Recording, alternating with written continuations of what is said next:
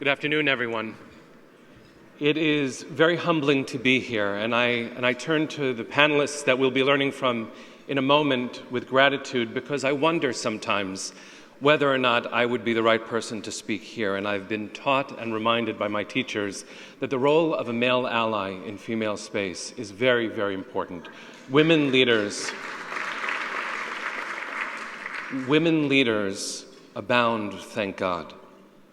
And it's important and humbling for me to be able to be present to amplify that model of what it is to be human. The Talmud tells us that there are certain blessings you say in certain strange occasions. When you haven't seen someone in a year, the Talmud says you should recite, "Blessed is the one who resurrects the dead," because in the ancient world, you didn't know if you would see them again if it had been so long. So we don't have that urgency, but I want to offer us the pause for healing to recognize that this is miraculous. We are here. We are ready to continue doing our work, and it is just a little bit shocking and beautiful to have so many of us present. So I want to speak with gratitude to the Holy One and to all of you, because this is not something that I thought I remembered to expect. Thank God you're here. To our topic, I wanted to offer the briefest of frames. What is it to approach social dynamics with the Jewish lens? And just very briefly, this week's Torah portion makes very clear what happens when you don't. In Parshat Vayera, there is the story of Sodom and Gomorrah, Sodom and Amorah, which is misrepresented in the media and in many religious circles. What is the sin of the city that causes God to be so angry to rain down fire and brimstone? In truth, when you look at it, it is inhospitability and interpersonal disregard. So much so that the rabbis in Pirkei Avot, an ancient rabbinic text, say there are 4 archetypes of people, 4 ways that people act. One of them, the first, is when someone says, "Sheli, sheli, v'shelcha, shelcha." What's mine is mine, and what's yours is yours. Well, that sounds great. We have a phrase about strong, tall fences and good neighbors. But what happens when your fence keeps you from being concerned with your neighbor's welfare? The rabbis say, someone who says what's mine is mine and what's yours is yours, well, that's average, benoni in Hebrew. But another opinion says, zo midat stom. That's what it is to live in Sodom, Sodom and Gomorrah, to think that what concerns me is only me, and what concerns you is only yours. That's how communities break down. And Judaism has long believed in the power of dialogue and interpersonal commitment, so much so that the center of the Torah is the command to love your neighbor as yourself. That has to begin with personal dignity. You have to know how to love yourself in order to know how to love your neighbor.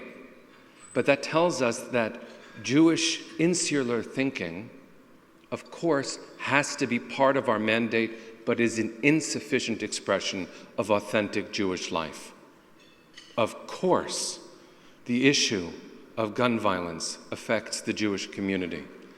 When the Tree of Life massacre happened, it was the worst and most violent act of anti-Semitism in Jewish American history. But it was also the 12th gun violence massacre in an American house of worship in 3 years. It is not only the growing amount of anti-Semitism, which we have to remain vigilant about. It is also an American epidemic. So too did I have the experience once walking through a parking garage that changed my life as a male ally. I was walking back to my car, and I saw a woman walking in the other direction, and it was a confusing garage, so maybe she didn't know where the exit was. So I said, "Oh, the door's over there." But the second I spoke to her, she looked into her purse and started fiddling, and I don't know for what, and all I meant was to be helpful, and it occurred to me in that brief, normal moment that I have never felt scared in a parking garage when it was just me and someone else. The issues that we face are not based only on personal experience. They have to be based on taking responsibility for the other.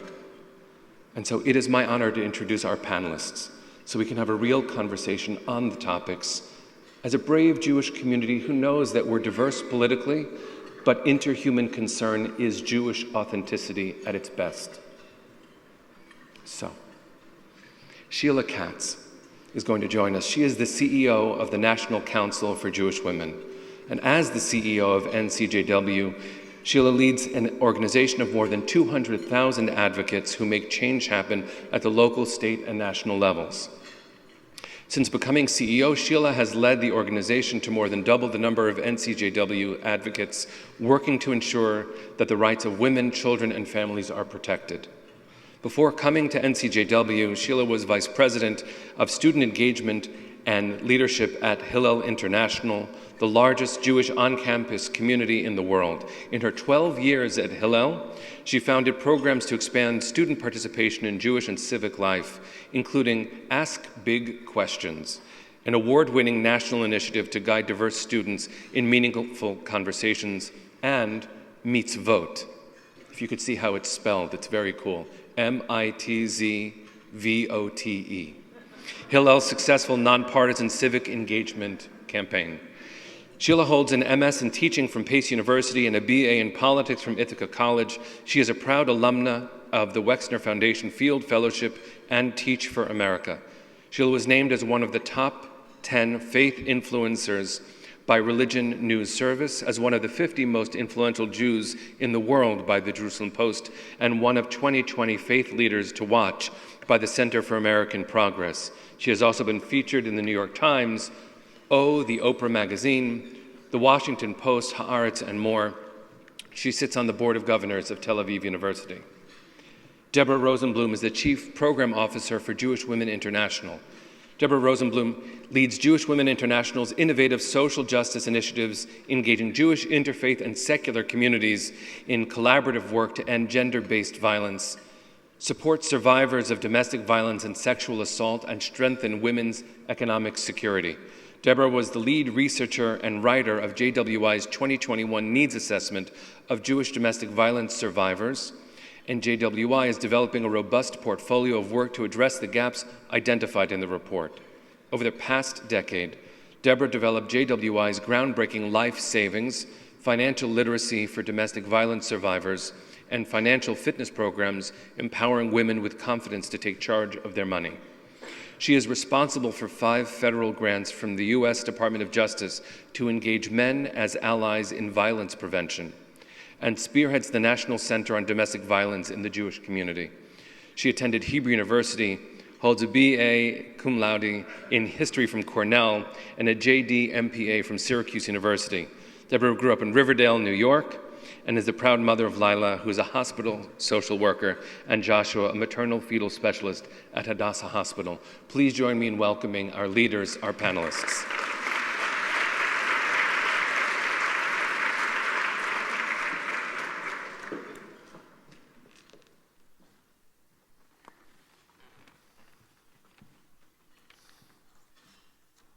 Hi.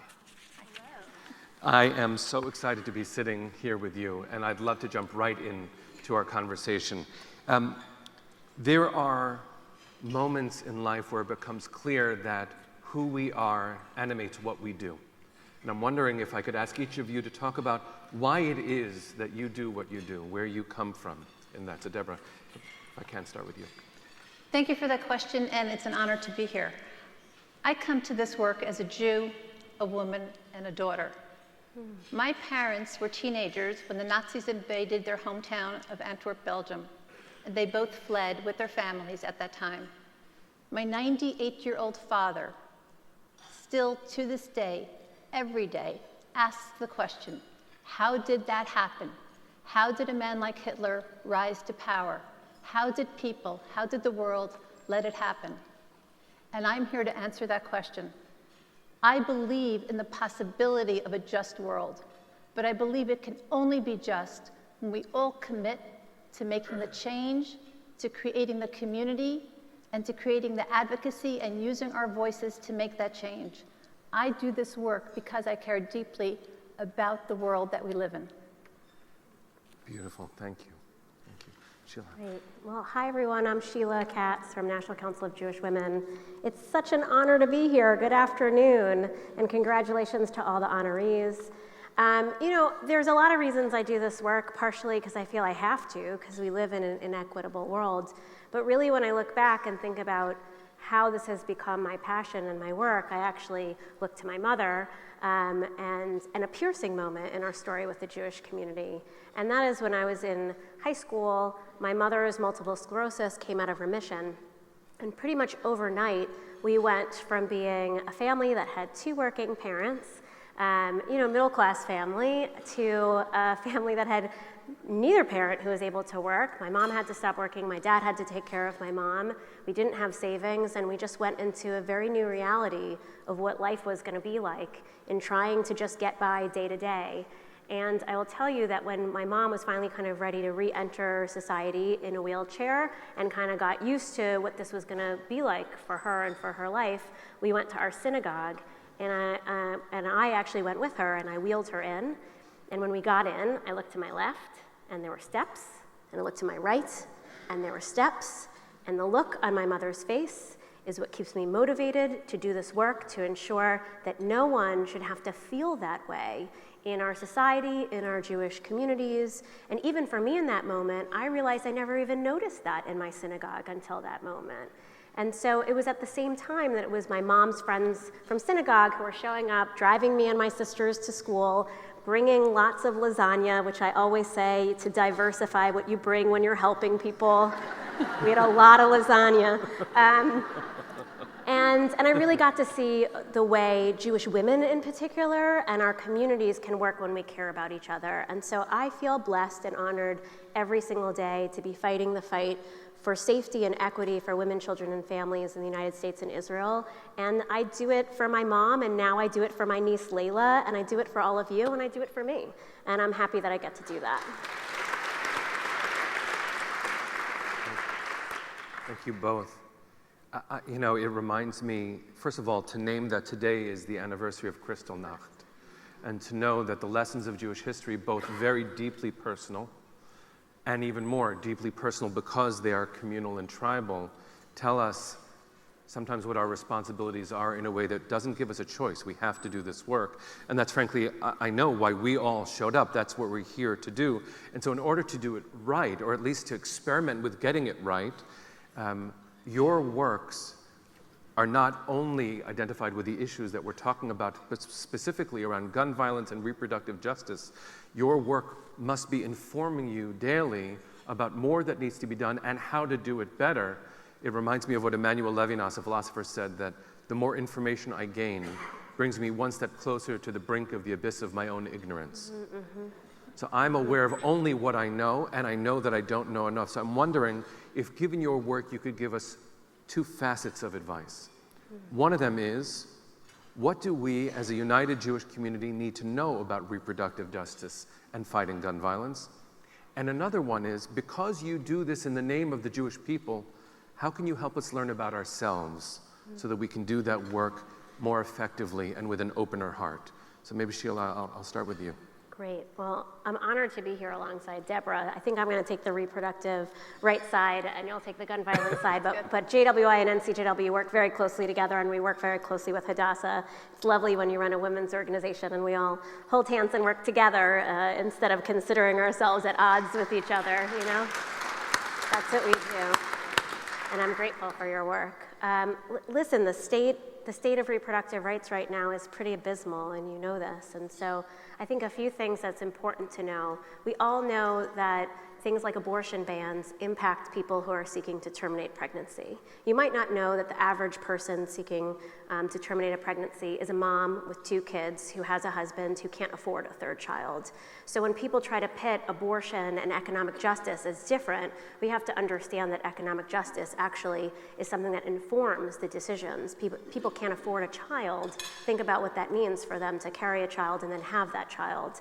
And so that's important to understand some of the motivations and to unlearn some of the things we've learned about why people terminate pregnancies. And that said, I also want to share, and I think this has been most surprising as I've been doing this work for people to hear, that abortion bans impact everybody who wants to get pregnant too. And as a community that cares about Jewish continuity, and as a community that disproportionately has women of reproductive age as our employees, we have to understand how these things are impacting people every day and thinking about if, when, and how to start or continue a family. So as an example, a lot of people aren't understanding that right now in Texas, as an example, you can't get a DNC procedure easily. That's what you have when you have a miscarriage and you don't fully miscarry the fetus, right? So it's normal. In New York, you go to the hospital, you have a DNC procedure, you leave. In Texas, you go to the hospital, they say, leave. I'm not gonna actually share because you're eating. Well, I'm gonna tone down. But you have to basically come back when your body is in shock in order to get that, in order for it to be considered life-saving. And same with ectopic pregnancies. And so these are things that I just feel so passionate about, and same with everyone in the National Council of Jewish Women community, because we should be able to be in control of what happens to our own bodies. And I think in the Jewish community, we have to normalize talking about this. There's such a stigma attached to anything involving any issue that impacts women's bodies, and that's by design. And the only way we can actually make an impact on the people in our community who are going to suffer and some who are going to die as a result of this is if we can actually talk about it, right? So I've been encouraging everybody, say the word abortion when you can, try it on. If it feels hard for you, think about why, right? This is a medical procedure. Why is it hard for you to say the word out loud? And this is the most fascinating and wonderful multi-generational conversation that's out there. And we have resources for you if you want it. People of an older generation have lived through a world before Roe, and they all have stories about what it has looked like to navigate pregnancy in that era. And people younger have never lived in that world and sometimes have taken for granted some of these things. So this is a really complicated, nuanced issue that at the end of the day has been politicized, and my hope with the Lions, with UJA, with federations, with Jewish organizations is actually to reclaim this as a healthcare issue, as an issue that helps people decide how and if they're gonna start their families. And by the way, classifying a fetus as a life will impact IVF, which Jews disproportionately rely on. It will impact things like egg freezing.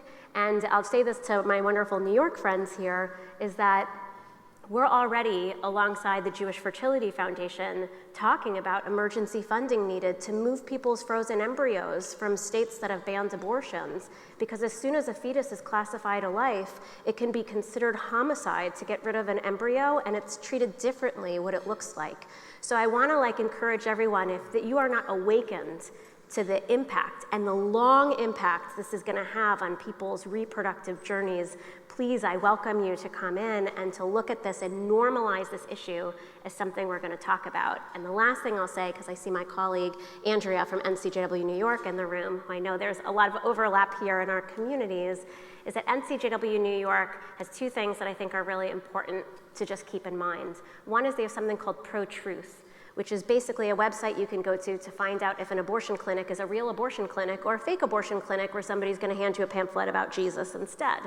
And it's very important to know, because as you get an influx of people coming here seeking reproductive care, can you imagine if they set up an appointment somewhere and then find out it's a fake clinic, which happens all over the state and all over New York City, and then they can't get an appointment where they need to? This is time-sensitive healthcare. So they have this incredible resource for people to check before they're going to make sure they don't have to go through the harm and trauma of being told something else when they come in. And they also run the Pregnancy Loss Support Program, right? I'm not saying that it's not complicated or challenging or traumatic to lose a pregnancy. If anything, I'm just saying the life and well-being of the pregnant person is what matters most in Judaism and to us. But they run this amazing support group for people who have either miscarried or experienced pregnancy loss looking for support. And that's nuanced and complicated in moments where people are trying to normalize abortion. And so for anyone here who's experienced pregnancy loss and looking for people to talk about it with, I would invite you to get connected there. It's national, not just New York. But I think we're in this for the long haul. It's going to be a 10-year plus battle. 10-year, I think, would be early. And my invitation is for us to approach this as Jewish women and Jewish people. I see lots of allies in the room. Judaism believes that the life of the pregnant person is paramount.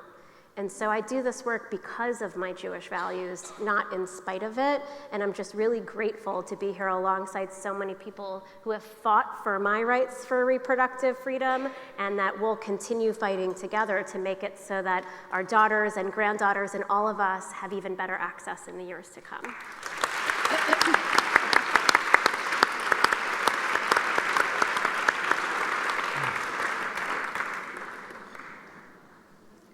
Wow, Sheila, you really nailed it there. And I'm leaving. Just kidding. I am proud to be on this panel with you.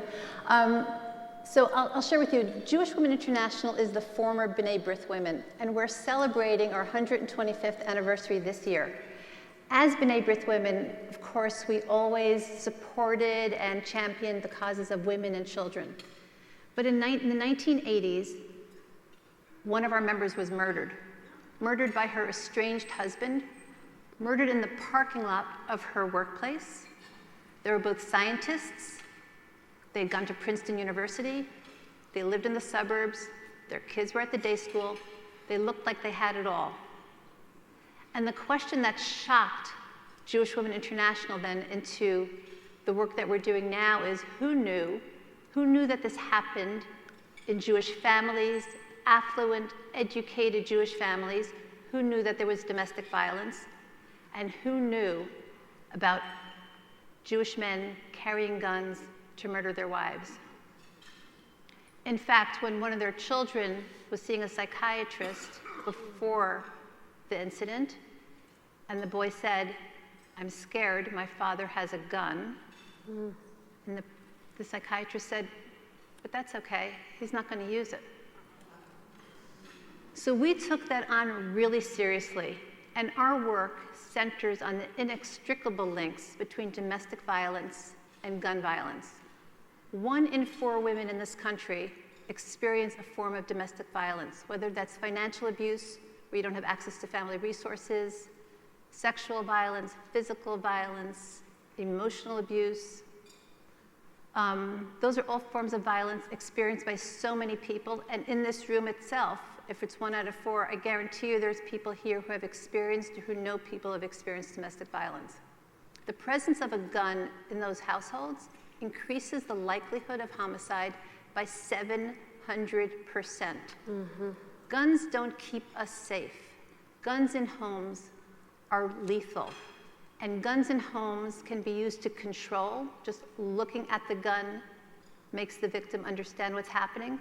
They can be used to frighten, they can be used to control, and they can be used to murder. And that's how we came into this work. But as we began our work, we realized there's so much more to it. There's so many more places where guns have huge impacts on us. And today we're seeing that, this epidemic of gun violence in our schools, restaurants, kosher supermarkets, places of worship, concerts, on the street, wherever we go, we know that there's guns present.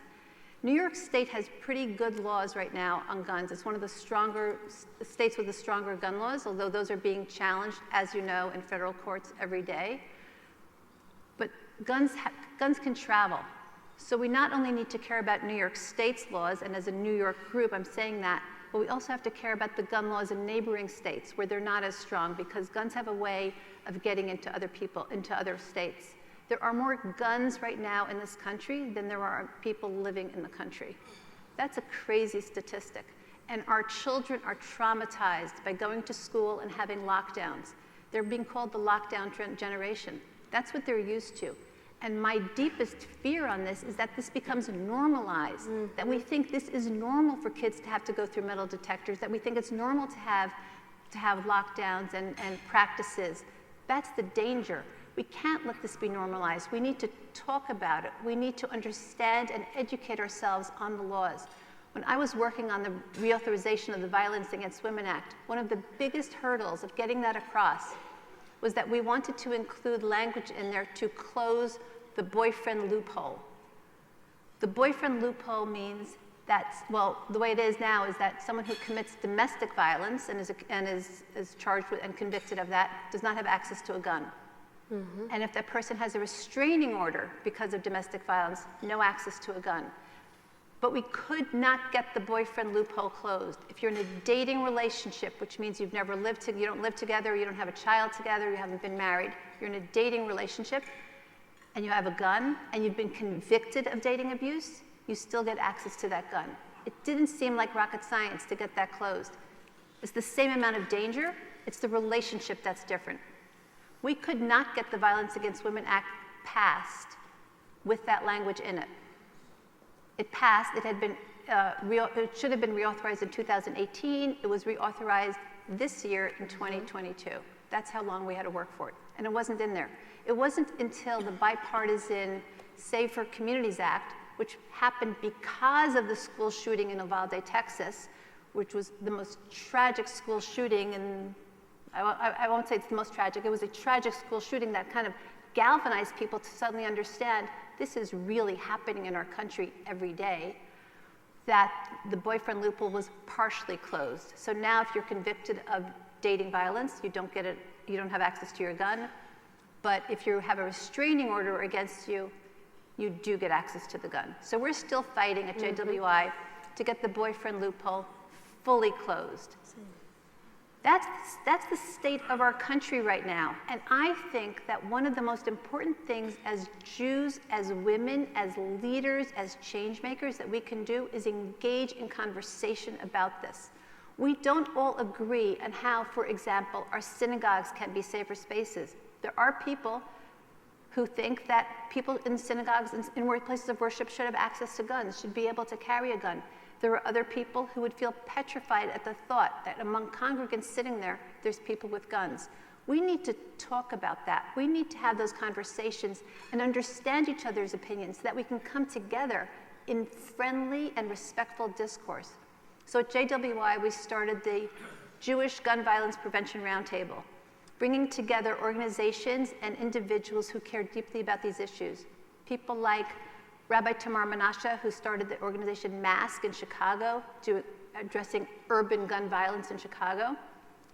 Rabbi Creditor sits on our roundtable as part of Rabbis Against Gun Violence. The ADL is on there, JCRC, a whole host of organizations. We invite each and every one of you who cares about that to be part of our work and to take these conversations to your communities, to your networks, to your friends, and say, how do you feel about the presence of guns? What kind of laws do you think should be enacted? How can we all work together for our common goal of creating a safe world for all of us to walk in? And that's the work that I think is exciting. I think these are great opportunities. Several young people were just elected to Congress to represent on gun violence prevention platforms. I think we're in a place now where we can create the change, and we have to do it, and we can do it together and intentionally, and I'm excited by the prospect. Yeah.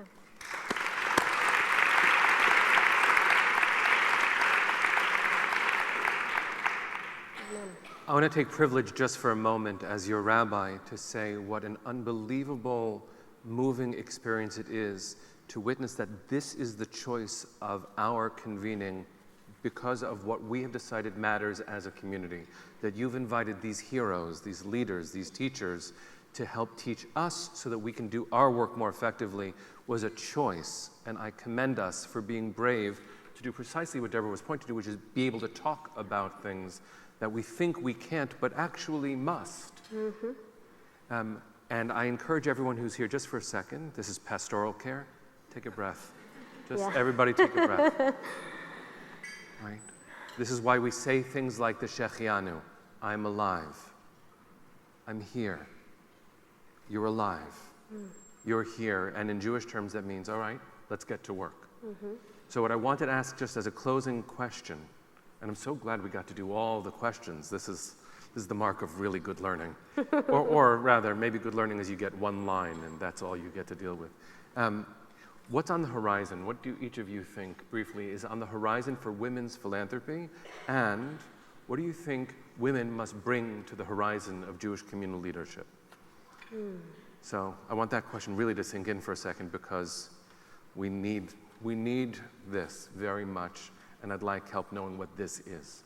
So, popcorn, who's first? question again. Sure. What is next on the horizon for Jewish women's philanthropy, and what must Jewish women bring to the horizon for the community? I hope that these issues are on the horizon for Jewish women's philanthropy. You each have in your power to be those change makers and to make this an important issue. This federation, New York, is looked to by the rest of the country, and I dare say by a lot of people in the world, as the leader, and the priorities that you decide on are going to have a huge impact in the Jewish community and beyond, in other faith communities as well, and certainly in secular spaces. So I urge you to take this on as a serious issue, both of these issues, as serious issues that impact women and girls every single day in our country, and not, of course, limited to women and girls, but to the allies and to the other people in our community. And I also think that one of the deepest things that we can do is to continue to educate ourselves and to bring the power of relationship that I think women hold that power so deeply and so strongly and care about. We care about relationships. We care about being in community. And it is in community and through community that we're going to be able to change this. During COVID, many of us sat on our couches or sat at home and scrolled through social media and did likes and unlikes and did Zoom meetings and felt like we were being activists in some way. Suddenly that counted. If I did a like, I was an activist. Mm-hmm. It's a piece of being an activist. It isn't really being an activist. And now that we're coming out of the pandemic and we're able to gather like this in crowds and in groups, I think it's time to take back our voices, to take back that power, to show up in public spaces, to speak out, and to use social media in its proper place, but not to let that be the whole of what we do as we advocate. So I applaud and I encourage all of you to be part of this journey with us.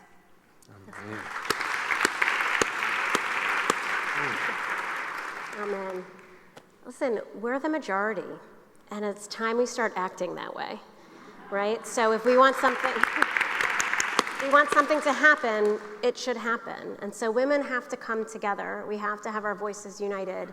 And some things that give me some hope is that wealth for women around the world could total $81 trillion in 2023, which is up from $34 trillion. So not only are we the majority, but we are gaining power, we are gaining wealth, and those things often go together. And we have to use them first and foremost, right? We put our own life mask on. And I think we think about this in the Jewish community around anti-Semitism. We know we have to fight anti-Semitism and all forms of hate, but we know it starts there. And so women, we actually have to invest in women's organizations and women's issues and inspire men to do the same thing, because less than 2% of all giving goes to organizations that impact women, and that's around the globe. It's in the United States, and that's a statistic that hasn't changed since Roe has been overturned, right? There has not been an influx of money to Jewish women's organizations and to women's organizations as a whole, the same way when there's a world crisis, you see an influx in funds and going somewhere else. Lion of Judah exists to leverage your power, to leverage your impact, to leverage your voice together, to say what matters. And so I have a few hopes. One is that you continue to connect here with Lion of Judah at UJA-Federation and continue to give to all the places that you've been giving to making such a tremendous impact in your community, and to think about what it looks like to engage in some of the issues that disproportionately impact women and women's organizations for Jewish women, and what it means to build our power over time so we can finally have a world in which we're safe. Finally have a world in which we finally get equal pay, right? The Equal Rights Amendment hasn't even passed, and there's enough states right now in which we could pass it. How many years do we have to fight and fight and fight just to be seen as equal as people? And so I think we're on the horizon of change. I think people are mad. I think they're trying to figure out what to do. And I think this is not a Democrat or Republican thing. This, as much as people are going to try to make this partisan issue, this is a moment where we get to say this impacts all of our bodies. This impacts all of our futures, and we're going to work together hand in hand and move forward towards a more equitable world. So I do have lots of hope in that space. And so what I want to say, I wish I had a ton more time, but I'll be at the Lion of Judah, the international conference, so hopefully I'll see you all there. But really, in a moment where there's so much trauma, right? We're all in trauma because of COVID. We're all in trauma if you have kids and they're going through gun violence preventions in schools. In a moment of so much trauma, I often think like what can help or what can give hope. And I actually, when I think about that, think back to the civil rights movement. And I think to a real piercing moment in which Emmett Till was brutally murdered, and his mom, Mamie, in a last-minute decision, chose to give him an open casket so the world could see what happened to her son. And as a result of that, photographers took that picture, they put it in a newspaper, and for the first time, a woman in Montgomery, Alabama decided she was going to sign up for an activist training, right? She could have been super upset. She could have said, I'm going to stay inward. This is too overwhelming. And she said, I'm going to do one small thing and show up to a training. And just 100 days later, Rosa Parks changed the trajectory of our entire rights in this country because she took a small motion forward. And I used to teach 4th grade in New York City, so I can say, we don't teach Rosa Parks the right way. We're like, she was tired at the end of the long day. No, she went to activist training, and she was the 5th woman who tried to do the same exact thing, but the first that got the media attention. And to me, it gives me a lot of hope, because it's overwhelming to say, how are we going to fix all of gun violence? How are we going to fix all of reproductive rights right now? But the reality is change, big change, doesn't happen in one big motion. It happens because of a lot of small motions forward. And that means if everybody here can leave today doing something, and giving money to UJA and Lion of Judah is something, right? If you could take one motion forward, the reality is, I believe that somebody here could be the tipping point person that changes the course of history and makes it so that we finally have the rights that we so deserve. So thank you for having us here today, and thank you for the motions you're going to take forward.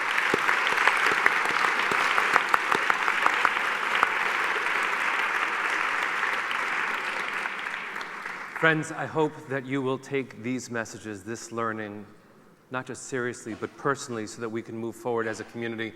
I hope you'll join me in thanking Sheila and Deborah for being our teachers and our speakers today. And our moderator. Thank you, Menachem. And if we could sum it up in one sentence, which we should not do, so this won't be adequate, we are our sisters' keepers, is an important message to take from today in all the ways that we continue to learn. Thank you, everyone. Thank you. Thank you, that was so good.